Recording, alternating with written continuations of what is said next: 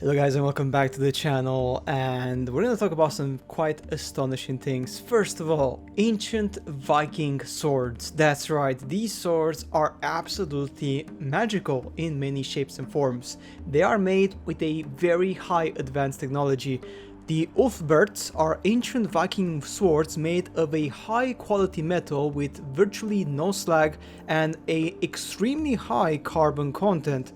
Approximately 170 examples of the Ulfbert swords have been found, dating from 800 to 1000 AD. To date, it is considered almost impossible to produce weapons of such quality. The world's best craftsmen are working painstakingly to reproduce what could be done back in the 1000s AD, and still greatly struggling and not being able to replicate one-on-one. Modern blacksmith Richard Farrer said the maker of the Ulfbert appears to have had magical powers. To be able to make a weapon out of earth is a pretty powerful thing, and to make a weapon that can bend without breaking, stay sharp, and weigh very little because the carbon content is just something supernatural. So once more, a great example effectively of technology from the past which should have not existed. And if people were able to make this thing literally thousands of years ago, we should be able to make something even better, even more powerful, even more amazing, but somehow we are not able to do it. So these people have had access to technology and information from other entities outside of the earth which give them this information. Again, very important knowledge, guys. This is crazy. Now, this is something that, again, is just absolutely astonishing. This is a map from the Japanese tomb of Kitora. Depicts 68 constellations. Alright, now check this out. It was made in the 1st century BC. The human eye is completely unable to see some of the constellations depicted without additional equipment. Telescopes and even rudimentary telescopes did not exist at all at this time. So how were they even able to identify these constellations such a long time ago? Just completely impossible, unless these people had, again, technology which was given to them by other beings, okay, which came from other places. Does this sound familiar? Well, yes, because this is just one example of many other tombs and maps which have the same things.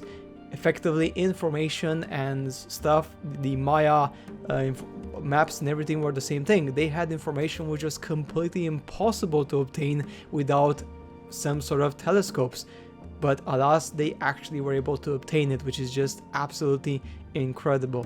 Now let's go back to the Titanic, something that it's a very controversial topic, especially because many newspapers such as The World, the Evening Sun talked about this, and guess what? All of them said that everyone was saved from the Titanic after the collision. Not just that, but the passengers were transferred to the Cunard liner Carpathia, and everyone is safe. So effectively, this information was published in the afternoon after the hit against the iceberg. So effectively, they are again telling you a completely different narrative. They are manipulating you. If you look back into the past, you could call this the Mandela effect.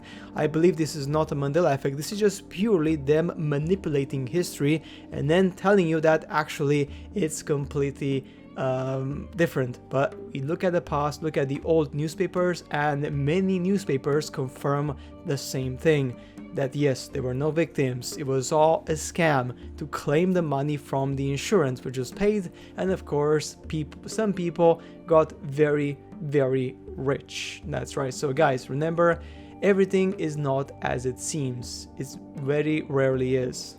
Okay, so what we have here is some panorama of the Germans building in the World Fair in 1904. Look at this incredible building.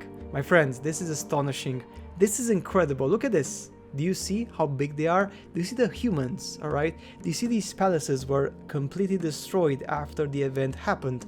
Why would they destroy them? Why would they destroy these gigantic palaces after the fair, the World Fair? It just doesn't make any sense.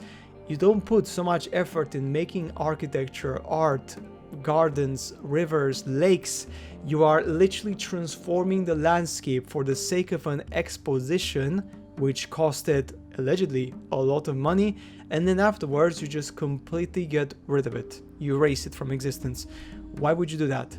Doesn't make any sense. Again, look at this, the fountains, everything is just incredible, guys. I mean, you know, you can look at this all day long and you can tell straight away that something is just not right here. They are effectively manipulating society and a lot. I mean, this is just incredible.